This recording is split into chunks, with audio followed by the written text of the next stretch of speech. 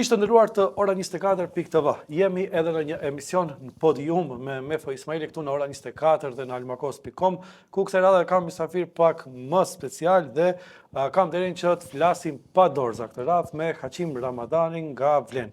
Mirë se erdhe në podium dhe besoj që të kalojmë mirë. Faleminderit për ftesën, mirë se u gjeta.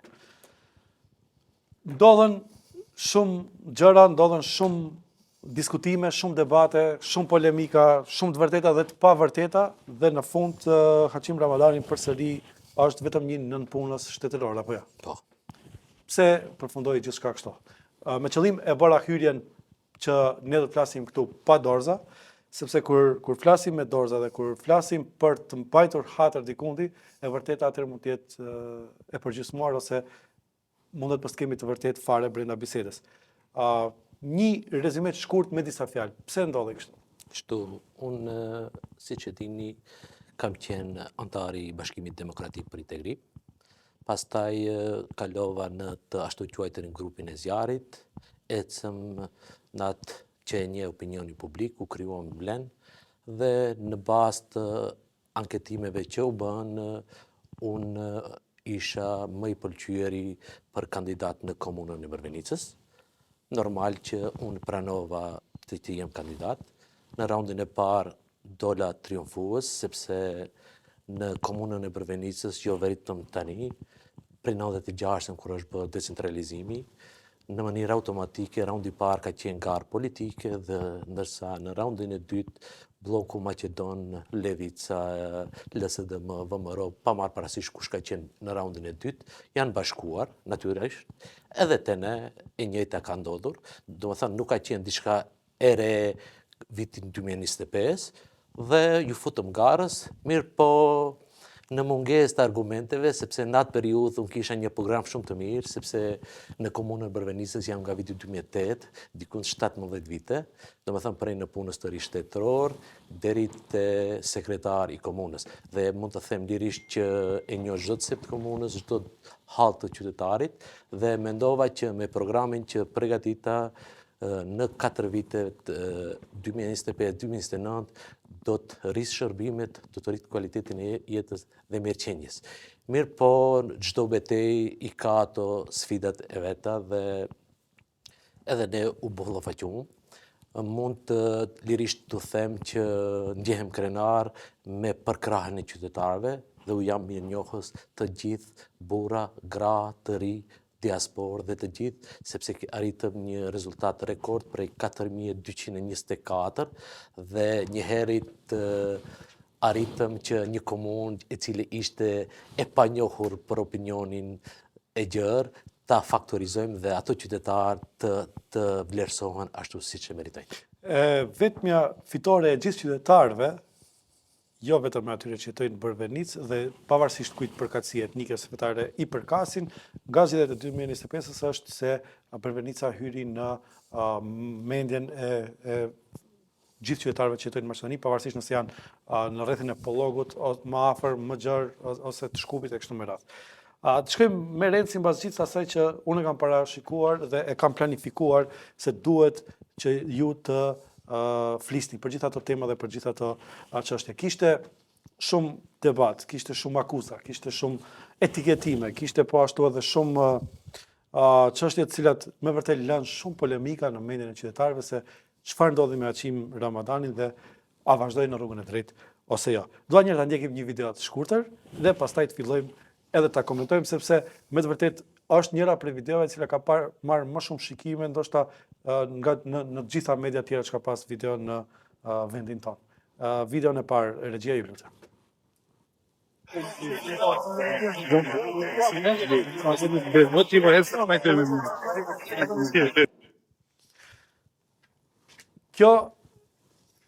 Kjo është njëra prej videove e shkurtër, ka marrë qindra mijë shikime në Ora 24.tv, por edhe tek medium me cilin e bashkëpunojmë të almakos.com dhe ka marrë një shpërndarje të pa kontrollueshme në të gjitha rrjetet sociale, sidomos të triti kanë marrë, kanë shpërndarë dhe kështu me radhë. A arriti zoti Adnan Azizi që t'ju pajtoj me kryeministrin Kristian Mickovski? Për të pajtuar me dikënd, fillimisht duhet të jesh mik, shok apo bashkëudhëtar. Ose i hidhruar paraprakisht? Apo i hidhruar A ke qenë i hidhruar? Unë kam qenë në një betej, mirë po betej garë për të parin e komunës, në rival politik, edhe pse nuk besoj që nuk duhet të ishte ashtu në cilësinë e kryeministrit, mirë po ndoshta ka ardhur në cilësinë e kryetarit të partisë edhe është shumë e natyrshme që të përkra kandidatin e vetë. Unë nuk mund të them hidhërim, por mund të them se nuk ka qenë qasje e barabartë për gjithë qytetarët që i përfason një kryeministër. Edhe në një garë politike, si që ishte gara në Përvenic, ku nga një garë për komunën, për institucionin, për menaxhimin e institucionin, ka lënë një garë etnike. Dhe mos harrojmë se ka pasur eksponent të Vlenit, nëse nuk gaboj që kanë bërë edhe simbole kombëtare, Shqiponjen edhe kështu me radhë. Po pikërisht në vend, por edhe deklarata të tjera. Pa tash këtu nuk dua ta amnestoj kërkon, por thjesht dua ta marr mendimin tuaj. Në qoftë se ju kujtohet, raundi i parë kaloi me një program. Po, duke u fokusuar të pikat e programit. Të oferta programit. Bile, unë ndjeva mirë që edhe kandidatët tjerë për kryetar komune, sloganin tim më morën për shembull, sepse unë për herë të parë e publikova, sepse atëherë kishim numrin 7 dhe tha 7 arsye për të votuar numri 7. Dhe me të vërtetë ishte një program përmbajtësor, ashtu si një njeri që 17 vite një komunën dhe çka i duhet fillimisht rinis, me planet urbanistike, me taksat e panevojshme të cilët qytetarët edhe pse paguajnë komunalje për ndërtimin e shtëpisë, u merret gjithsesi plaçkitën, siç që kam thënë atëherë dhe vazhdoj të jem konzistent në atë. Nuk mundet një person që paguan komunalije të vazhdoj të paguaj taksja për kyçin e kanalizim, të paguaj taks për kyçin e ujësjelljes. Atëherë humbet kuptimi i pagesës së komunaljes. Se në përkthim i vjen që ti fillimisht kur marrësh leje i paguash ato, i vjen se në 2 herë u marrësh pagën dhe i plaçkiqish në një formë qytetarët. Dhe tash, në t'i kthehemi temës, a jemi të pajtuar ose a ka pas realisht hidhrim dhe si mund ta përmbyllim këtë çështje me zotin Miskovski, kur tash edhe vetë oponentët e Vlenit po ironizojnë me ju ose bëjnë ndoshta edhe shaka miqësore, nuk e di si ta them. Si mund ta rrumbullaksojmë këtë temë? Unë jam i sigurt që veprimet e mia kanë qenë korrekte, sepse si kur të ishin ndryshe, do të kishte edhe reperkusione. Guximin që e kisha bazohesha se në vetveten, sepse ka një fjalë popullore që thotë që njeriu shpeng vetëm i veprave të veta dhe i fjalëve të veta. Dhe atë betej edhe 100 herë me ardh që të ballafaqohem të njëjtën do ta bëj, sepse e bëj për qytetarët e mi. Të desha me një garë që do ta ndryshoj kuptimin e kryetarit komunës, sepse kryetari komunës nuk është vetëm për të shtruar asfalt, kryetari komunës nuk është vetëm për të shtrojë pllaka bekatoni, por duhet të mirret me mirëqenjen e qytetarit, me hallet e tyre. Sepse me të vërtet, me dashje apo pa dashje, kryetarët e komunës i minimizojnë kompetencat e veta. Pse për të ikë përgjegjësisë? Për të ikë përgjegjësisë ose mungesë e aftësisë për të menaxhuar. Ndoshta edhe kjo do të jetë një debat në të ardhmen se personat të cilët duhet u theqin komunës duhet realisht jenë persona me eksperiencë që e njohin në detaje pushtetin lokal dhe çka me të vërtet u mungon qytetarëve. E that një shprehje popullore që qytetari, domethënë njeriu është peng i fjalëve të veta. Megjithatë, a mban hat Hachim Ramadani? A është inaçor dhe a fal për ndonjë gabim që mund t'i bëjë dikush tjetër? Në fillim të emisionit unë tregova që sendet e mia çdo herë i kam bërë publike dhe ndoshta jam ndër të rrallët që edhe kur kam vepruar në Bashkimin Demokratik për Integrim nga themelimi i saj në vitin 2010 deri në vitin 2022-2023, mos më kam një për fjalë, kam qenë konzistent dhe momentin që nuk jam pajtuar, i kam shprehur pakënaqësitë e mia. Mirë po unë bëj një diferencim mes hatërmbetjes dhe distancimit. Prandaj edhe emisioni juaj që është padoreza është që të zbardhen të gjitha.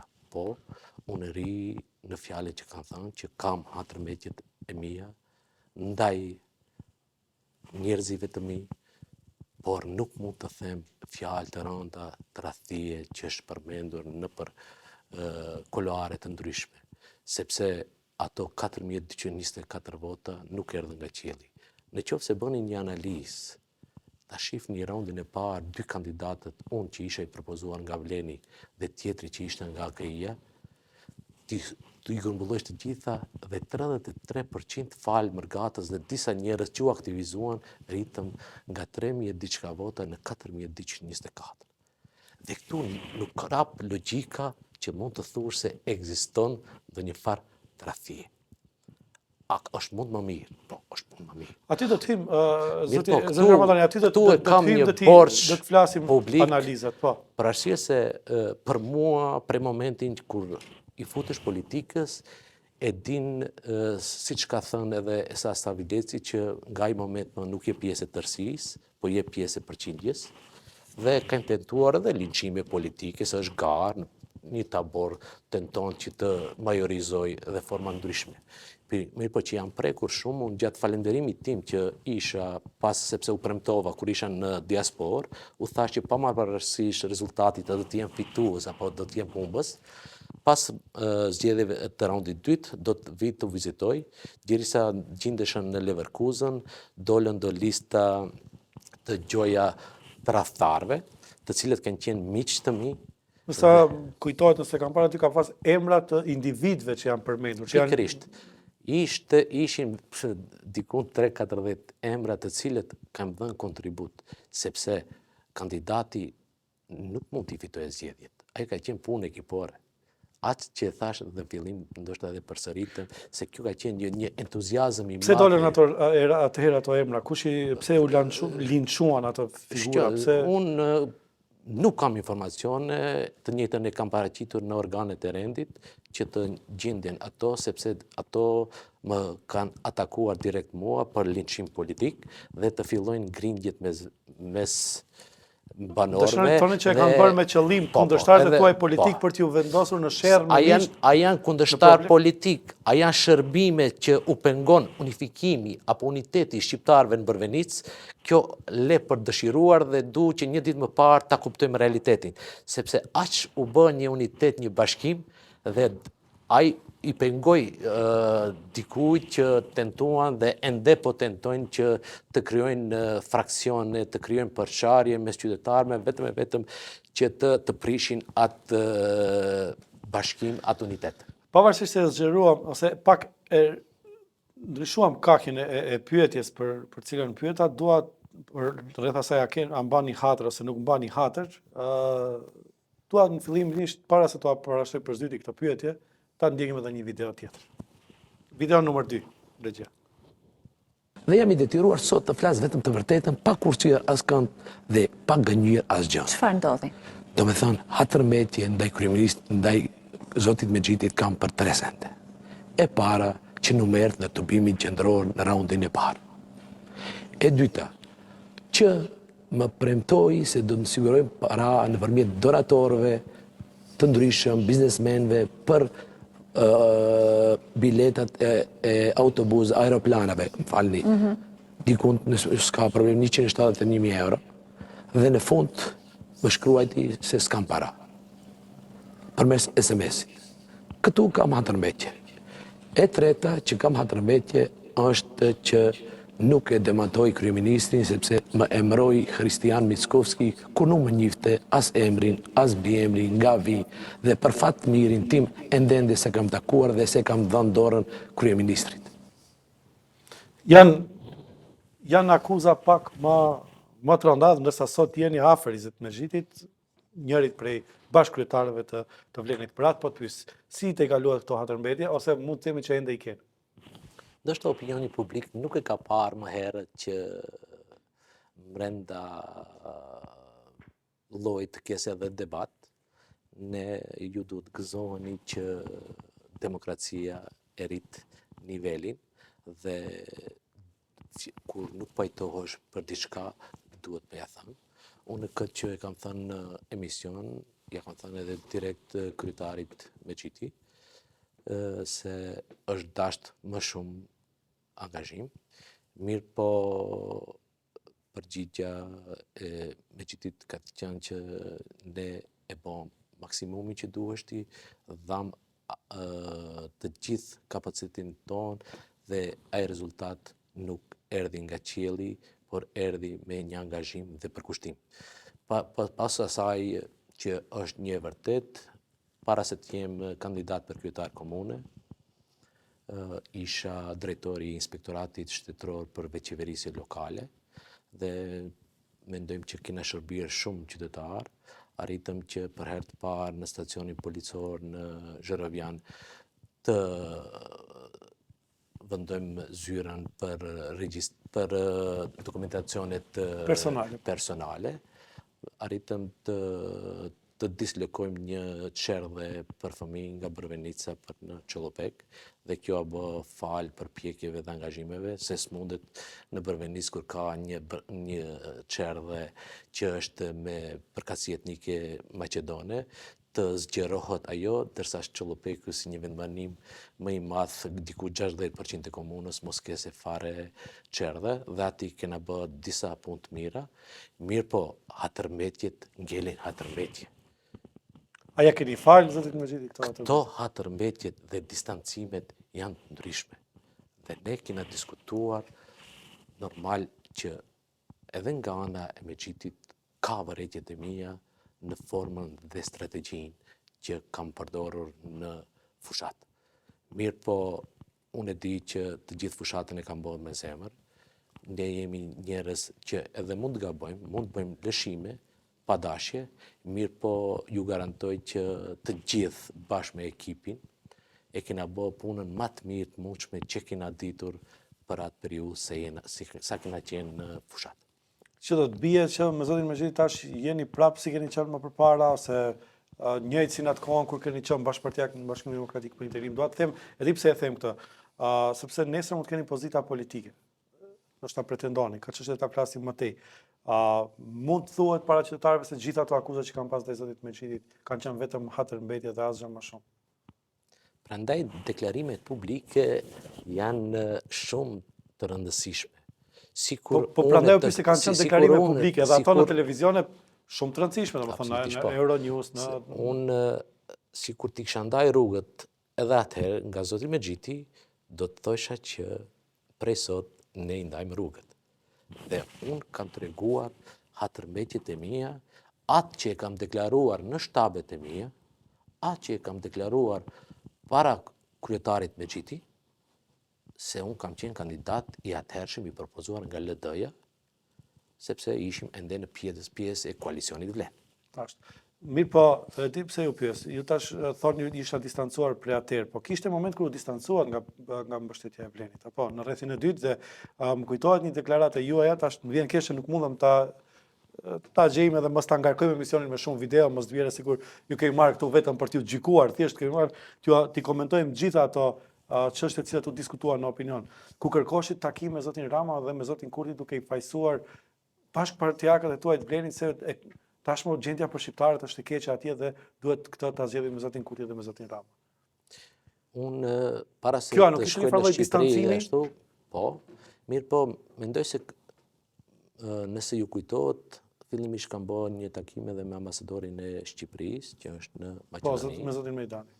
Dhe kam kërkuar që t'i lanë teket e veta si përfaqësues të AKI-s, si përfaqësues të Vlenit, dhe të ulen me një tavolinë dhe të bisedojnë kur është në pjesë çështjet shumë vitale shqiptare, t'i lanë kalkulimet e veta politike. Dhe ende i qëndroj ati mendimi si për kësaj vendit ashtu dhe të jashtme. Mendoj se për mua është e papranueshme që një kryeministër Rama të mbaj favore të një partie politike këtu, kur në një shtatë obligon që të jese përfaqësues të gjitha shqiptarëve. Në një shtati kushtetues së Republikës së Shqipërisë. Këtu Kur them për zotëri Ramën, e themen e për zotëri Kurtin. Dhe zotëri Kurti duhet jesë gjithë përfshirës. Sepse ne pa ndihmën dhe pa përkrajen e të dy kryeministrave, po majorizohemi. Zotëri Rama, atë ta bëj një pyetje më direkt. A mos e bëre këtë deklaratë mbas në një ndjenje informacioni se me të vërtet nga të dy palët e bllokut shqiptar u mbetet pa mbështetje? Po ju pyes shumë drejt për drejt, sepse për ta kërkuar ndihmën e të dy palëve, domethënë kur duke e ditë edhe garën mes tash nuk do hym bëjmë politikë ndërkombëtare, por duke e ditë garën mes Ramës dhe zotit Rama dhe zotit Kurti në Maqedoni që e bëjmë përmes bllokeve Vlen dhe BDI, atëherë ju shkoni dhe kërkoni që ti takoni ato për të bashkuar me qëllim të fitohet Brvenica.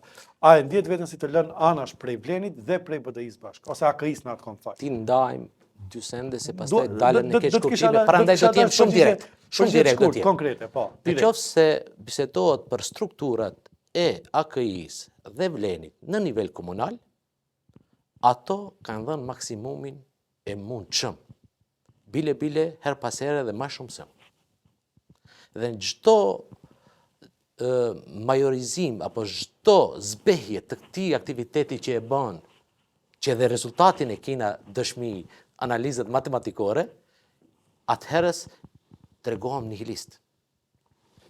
Mirë po, në nivel qendror ka pas matematikë. Kush e ka bërë ato matematikë? Kush më shumë? Vleni apo AKI-ja? Këtu unë i kisha vënë me një peshare. Për arsye se as shumë u fokusu se i ngjajtën këto zgjedhjet lokale të jesh apo të mos jesh. Dhe fokusi si duket u drejtua në komunat urbane. Dhe ndoshta edhe ju keni qenë për ato takime që bisedoheshin në qoftë se fitohet Tetova, qoftë se fitohet Çairi, do të kese njëna që është në opozitë pretendonte përmes fitores së komunave urbane të kthehet në pushtet. Ne që ishim pushtet pretendojshim me marrjen e komunave të qëndrojmë pushtet. Kishte u krijua më shumë se sa zgjedhje lokale, për arsye se paraprakisht kishte edhe betejat e legitimitetit dhe mendoj se kjo ishte ajo faktori kyç që kam kërkuar atëherë edhe takimin me zotrin Raman dhe zotrin.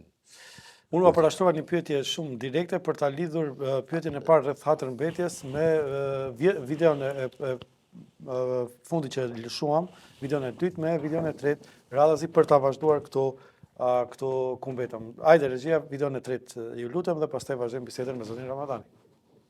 Njëjtë është në kontekstin e zgjedhjeve lokale edhe deklarimet e kandidatit në fjalë janë deklarime personale dhe qëndrimet aty, edhe këtu ne si Vlen kemi bërë të qartë qëndrimin tonë në një komunë dhe në një komunitet multietnik. Nuk do të kisha menduar se është strategjia më e mirë ndarja etnike. Pra, ne nuk duhet të bashkohemi tek ndarjet etnike, por duhet të bashkohemi te vizioni jon për zhvillim, për ndërtim dhe për shërbim ndaj qytetarëve.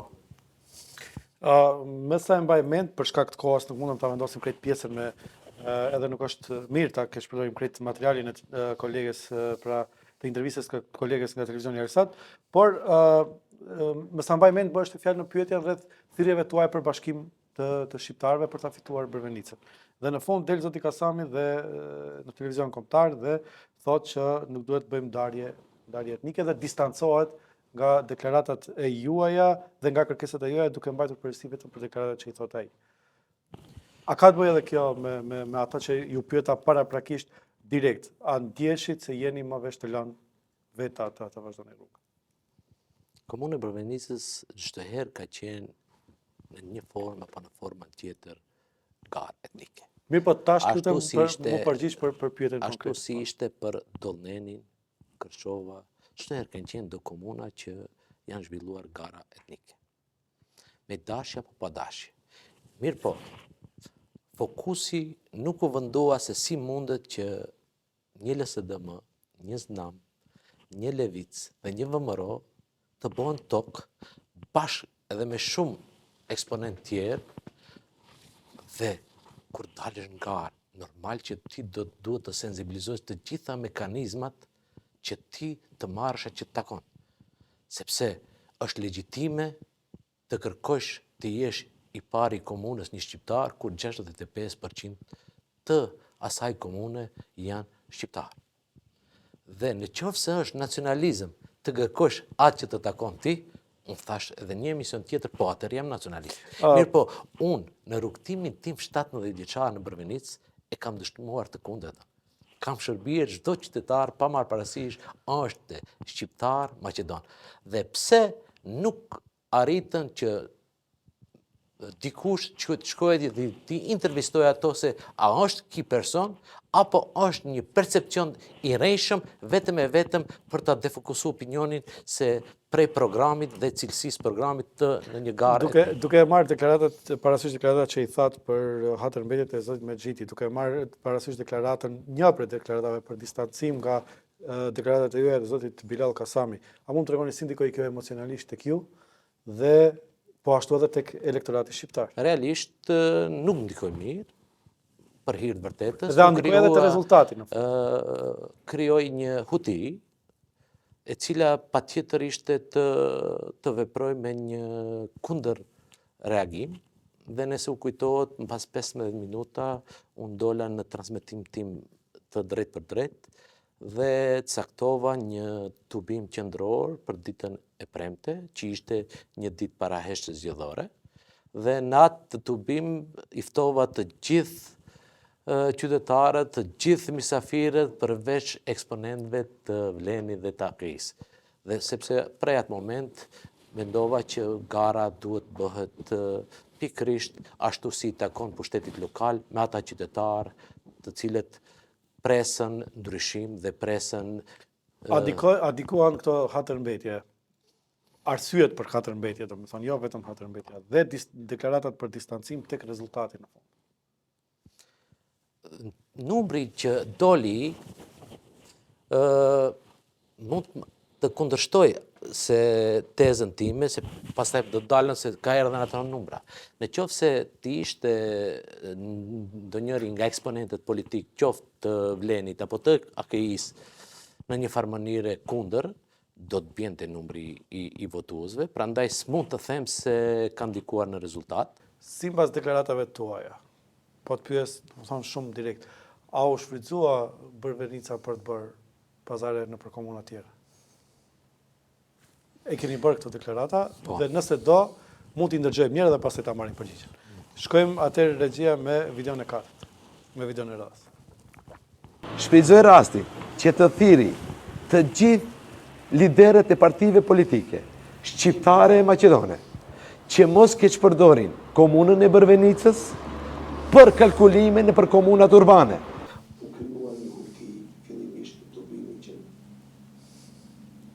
Kjo është një pjesë e deklaratës dhe prandaj u pyes. Është videoja tek kolegët e Faktit Ditor, si quhej media, ku thoni se ka pas huti, ku vetëm një prej ish liderëve atëherë ka marrë pjesë dhe sekretari organizativ i Vlenit në tubimin tuaj, dhe kështu me radhë, vetëm po ja u kujtoj.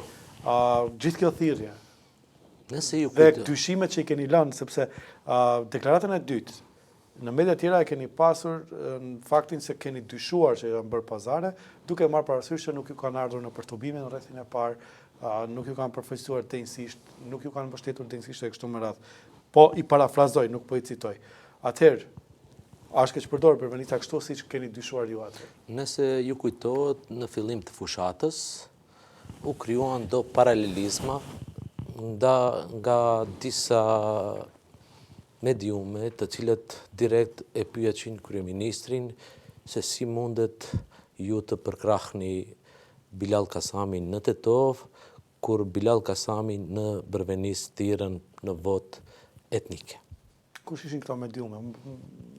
Nuk jam konkret. Mendoj që opinioni i din, veçanërisht për atë që jam këtu, unë për ato banor që sot kam ardhur pa doreza të flas, i din, dhe këta mediume krijoshin nxitje vetëm e vetëm për të krijuar tensione dhe me një farë mënyre ja arritën qëllimit që të krijohet tensioni, të defokusohet opinioni nga program zgjedhor në garë etnike.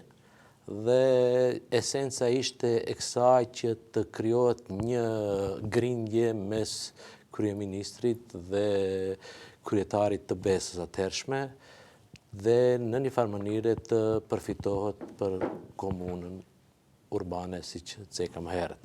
Dhe ky prononcim që ishte në mediumin në fjalë ka qenë pikërisht kjo thirrje që ju nëse s'mund të na ndihmoni, të lutem mos na pengoni dhe unë nuk dal për kryeministër, por dal për të udhëhequr për komunë dhe ju mundet vetëm të bëni betejë në komunat tuaja. Ka edhe, po dua t'i kalojmë këto për shkak të kohës, ka edhe raste kur shumë postet të nëntorit, pas bile regjia mund të nxjerrë fotografinë në televizor vetëm sa për të parë që e kemi me argument, nuk e flasim vetëm sa për të thënë, edhe janë larguar, nuk e di çfarë përmbajtje mund të ketë aty, janë larguar. Ndoshta janë bërë të opsione që mos mund t'i shikojmë të gjitha ato që nuk kanë frencë ose ato që i keni më të afërt dhe kështu me radhë, por dhe aty nuk e di se çfarë përmbajtje ka edhe kështu me radhë. Para se të dalim te ajo se çka të ndodh më tutje me Haqim Ramadanin, dua t'ua parashtroj atë pyetje që shpesh, të paktën nuk e di, privatisht më kanë shkruar disa prej pyetjeve të qytetarëve dhe jo në postin e promos të emisionit, por dua t'ju pyes domethënë direkt ashtu siç më kanë pyetur qytetarët. A e pranuat punën në komunën e Çajirit dhe a u ofrua kjo punë me qëllim që të heshni mos t'i vazhdoni akuzat, sepse POA ceki edhe një herë. Domethënë, deklaratat dhe akuzat më të mëdha ndaj Vlenit sidomos i keni bërë mes datës prej deklaratat e juaja në për emisionet që keni qenë ftuar prej 5 nëntorit, domethënë 4-5 ditë mbas zgjedhjeve lokale e të rrethit të dytë e kështu me radhë. Dhe prandaj qytetarët pyesin dhe unë po e transmetoj këtë pyetje. A u punësua në komunën e Çajirit dhe a u mori zoti Mexhiti në punë në komunën e Çajirit me qëllim që të mos i përsëritni ato akuza nëpër media përsëri, cilat i keni bërë deri tani për Vlenin dhe ato që i dëgjuam deri tani. Fillimisht mund t'ju garantoj se Haqim Ramadani nga, nëse zgaboj 2012-2013 kur e ka hapur rrjetet sociale, deri sot asnjë postim nuk ka fshi, sepse atëherë i bjen se unë reiteroj në ato që kam thënë. Çdo herë mundohem që edhe ato lëshime, edhe ato gabime të ballafaqohem sepse mund edhe të fshihen ato, mirë po qytetarët dikush edhe i ruan.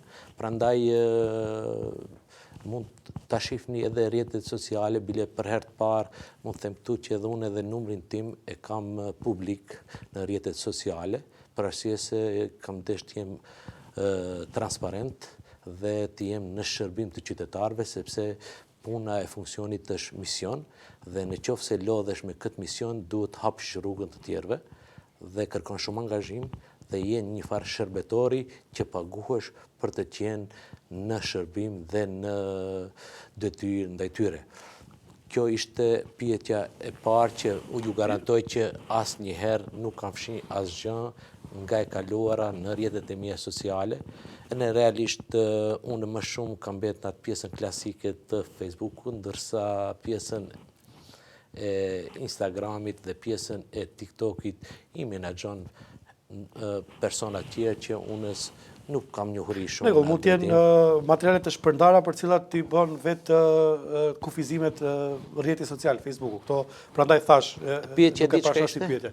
Pyetjen e dytë ju pyes direkt, domethënë është pyetje që ka ardhur e shpesh prej qytetarëve. Do të thotë, pas gjithë këtyre akuzave që i keni bërë gjatë fushatës dhe më njëherë pas fushatës për Vlenin dhe tash liderët e Vlenit. A mendoni se u mori në punë zoti Mexhiti me qëllim në komunën e Çajirit me qëllim që t'i ndalni këto akuza dhe domethënë deklaratat negative ndaj Vlenit dhe funksionarëve të saj? Qëllimet e zotit Mexhitit unë nuk i di, nuk besoj në atë drejtim. Mendoj se me një medium tjetër u deklarua se nuk desha që ta lanë pjesën në nënshtrimin e kryetarit aktual. Mirë po, unë para se të jem politikan, jam kryefamiljar dhe patjetër që duhet të punoj diçka tjetër. Unë në atë periudhë e lash postin e drejtorit, para se ashtu si u deklaru berëm në fushat se dëmë shkarkoje, unë nuk e lash atë mundësi të shkarkoj, u shkarkova vetë. Pastaj nuk u ktheva në vendin e punës në Bërvenic, mundova me një biznes privat të funksionoj, për çdo fillim i ka sakrificat dhe vështirësitë e veta, dhe mu si një kryefamiljar më duhet që të punoj një punë për të siguruar të ardhurat elementare për familjen. Mirë po nuk e shoh këtu diçka të keqe, sepse fillimisht si qytetar i Republikës Maqedonisë Veriut, edhe ligji nuk e ndalon që një person të punësohet në ndonjë komunë tjetër. Besoj që jam i përgatitur për pushtetin lokal, i posedoj licencat të gjitha të cilat duhen në pushtetin lokal, qoftë në urbanizëm, në toka shtetërore, qoftë në furnizimet publike dhe në forma tjera. Mendoj që mund të kontribuoj për komunën, aq sa më jepet mundësia. Me aq sa kam unë informacion, biles, ndoshta jem një nga më meritoret, pasi që merr guximin dhe vjen për çdo ditë në punë komunën e Çajirit, këtë më kanë thënë dhe e kam vërejtë gjatë bisedës kur që organizuam emisionin që ishit në komunë, të paktën në ato momente kur folëm. Dhe kjo është ajo pjesa ndoshta që ja vlen të ceket, me gjithatë, mos e harrojmë statusin tuaj më njëherë pas zgjedhjeve lokale. Jam i papunë dhe kërkoj punë në kompani private dhe jo në kompani shtetërore. E vërtet. Pse vendosë që të vini në komunën e Çajirit? Pas asaj deklarate, më thonë, cili është motivi që u shtyhet që të vazhdoj të kontribuoj në atë, që nuk e marrim vetëm si shembull ose si shkas komunën e Çajirit, por në sektorin publik. Sikur të jena në ndonjë vend evropian, mundësitë janë më shumë mira. Unë edhe kur u punësova në vitin e 2008, asnjëherë se kam menduar se do të punësohem në seksionin për furnizime publike, mirë po këtu mundësi për të zgjedhur nuk ka, dhe mundësia e parë që të vjen e pranon dhe fokusohesh për të punuar. Atëherë, kjo është rreth gjithë atyre, më fal, atë materialeve të cilat ne kishim përgatitur për rreth dilemave, polemikave, akuzave, herë me vend, ndoshta ndonjëherë edhe pa vend, ndonjëherë edhe shpifjeve, por ndonjëherë edhe kritikave që me shumë bazë. Hajde flasim pak për vizionin tuaj më tutje. Tash ajo që ndodhi. Këtu për këtë ku jemi sot, ne jemi të vetëdijshëm vetë se ku jemi, mirë po qytetarët janë ato që do të gjykojnë më drejt, edhe për ju, edhe për politikanët tjerë, edhe për ne si media kështu me radhë. Si e sheh të ardhmen në politikë Hachim Ramadani? Unë para se të isha kandidat për kryetar komune, edhe pse nuk isha në atë listën fituese, isha dhe kandidat për deputet nga radhët e Vlenit. Dhe atje kina dhënë do zotime, dhe ato qytetarë kërkojnë adresë. Dhe për çdo ditë lajmërohen dhe thonë se Bërvenica ka ngelur pazon. Dhe ne hallet dhe kërkesat tona nuk kemi ku t'i adresojmë. Dhe njeriu është shumë lehtë të distancohet dhe t'i kthehet familjes. Mirë po, donjëherë duhet të mbash përgjegjësi edhe pa dashin tënde vetëm e vetëm për të qenë në krye detyrës. Vlen sa u emëroi kryetarët, dy kryetarët, nën kryetarët, sekretarët dhe kështu me radhë tash të fillojnë strukturat më poshtë, besoj. Çfarë pozite pretendoni se të keni në Vlen? Mund ta marrim edhe si informacion ekskluziv, ndoshta për herë të parë. Unë nuk kam informacione, mirë po nuk e di a e keni ndjekur. Ose të paktën ju ku pretendoni nëse nuk e keni. Në postimet, mirë po mendoj që Vlen nëse dëshiron që të ndëgjoj zërin e qytetarëve, sepse nëse nuk ndëgjohet zëri i qytetarëve, atëherë vjen dëshkimi. Është duke dëgjuar për momentin aq sa duhet vlen zërin e qytetarëve? Për momentin e kanë dëgjuar që është bërë një. Atë e ke ngërkuar dhe mendoj edhe unë jam i mendimit pro se shqiptarëve në Maqedoni u duan dy bloqe politike, një opozit dhe një pushtet, dhe një opozit e fortë, e cila mos i lënet që të flenë funksionarët dhe udhëheqësit e ekzekutivit. Në qoftë se pas kësaj ekzekutivi Vleni duhet nga ajo energji që e konsumonte për brenda llojit, tash atë energji duhet ta fokusojë në shërbim të qytetarëve. Prandaj, çfarë mendon, cila është vendi ku më pozita më e mirë ju do ta kishit ushtruar në Vlenë, qoftë në ndonjëherë nga strukturat komunale, qendrore të partisë? Unë mendoj që kam përvojë të mirë në fushën e pushtetit lokal, jam ekonomist i diplomuar dhe kam rrugtuar në mbi 20 vite në skenën politike. Mendoj që jam njohës i mirë i rrethanave, mirë më parat do të vendosin udhëheqësia se ku mendojnë se mund të hap më shumë kontribut në qoftë se duhet të jenë, mirë por një gjë është shumë e sigurt dhe do ta kërkoj me ngulm nga liderët dhe udhëheqësia e Vlenit që Brvenica patjetër të kese zërin e vet në ekzekutiv, qoftë Haqim Ramadani apo dikush tjetër. Nuk mundet të majorizohet ajo popullat e cila çdo herë ka dalë, ka përkrahur subjektet, është taksapagues dhe të mos përfillet në ekzekutiv. Do të thënë kjo do të jetë kërkesë e pa kompromis ndaj përfaqësuesve të Vlenit. Pjesa tjetër që është, do të thotë me rëndësi, vazhdimisht e vendosni theksin aty se qytetarët e Brvenicës janë pazë. Unë e morëm një përgjigje për atë se në rregull, Vleni dëgjoi zërin e qytetarëve që u bë një. Tash, a ka shpresë që të dëgjohet më shumë zëri i qytetarëve dhe të zë vend, domethënë të jetë i dëgjueshëm ku më të vërtetë punohet në interes të qytetarëve. Nuk e gjykoj që punon ose nuk punon. Tash që është një, si vlerësoni do të ketë më shumë efekt puna e Vlenit ose po do t'i duhet akoma për të Vleni ka edhe punë të mira që janë realizuar, si për shembull ligji për Isabeun, medrese. Është atë që potencova në nivel lokal të pjesa e infrastrukturës që u ndaj edhe pse ishte kredi hungareze. Mendoj që sadopak një herë për gjithmonë duhet t'u jepet fund infrastrukturës elementare të kanalizimit të ujësillësit dhe është pozitive, krahasuar me atë që u bë në kohën e Gruevskit kur u bë Shkupi 2014. Unë nuk i preferoj kredit se është borç i cili duhet kthehet, mirë po në qoftë se bësh paralelizma, kjo bërëm të paktën ka shkuar direkt në investim që e lecon se nga qytetarët.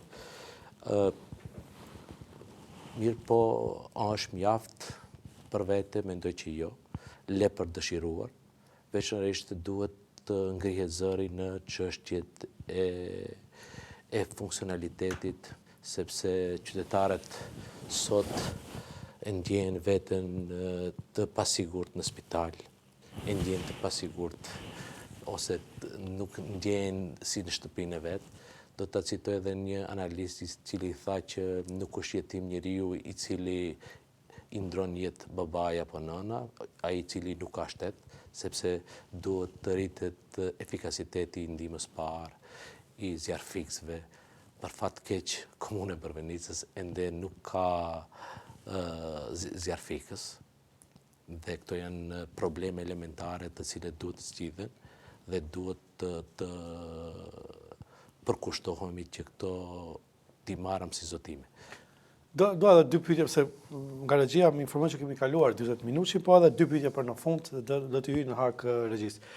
E para është kjo, pas gjithë atyre që i biseduam, pas gjithë asaj që e pam, nëse bëjmë një sumim, kishte shumë akuza për Vlenin, shumë akuza për liderët edhe kështu me radhë.